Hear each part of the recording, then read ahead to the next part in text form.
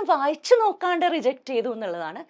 Finally എന്നിട്ട് ഒരു ഒരു പെർട്ടിക്കുലർ നമ്മുടെ ഒരു പ്രമുഖ ചാനലിൽ ഞാൻ ചെന്ന് കയറിയപ്പോൾ ആ ചാനലിൽ അന്ന് ഉണ്ടായിരുന്ന ഈ ഫിക്ഷൻ നോക്കുന്ന ഹെഡ് ആയ ഒരാൾ, പേര് ഞാൻ പറയില്ല കേട്ടോ, പേര് പറയണ്ട.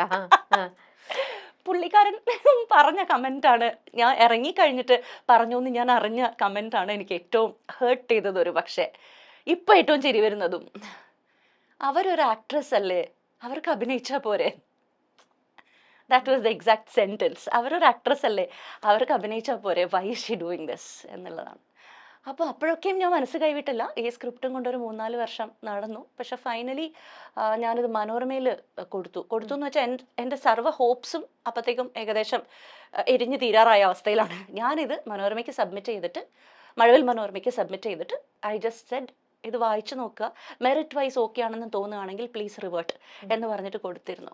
അങ്ങനെ ഇരിക്കെ എനിക്ക് അപ്രതീക്ഷിതമായിട്ട് തന്നെ അബൌട്ട് എ ഫ്യൂ മന്ത്സ് ഒരു കോൾ വരുന്നു.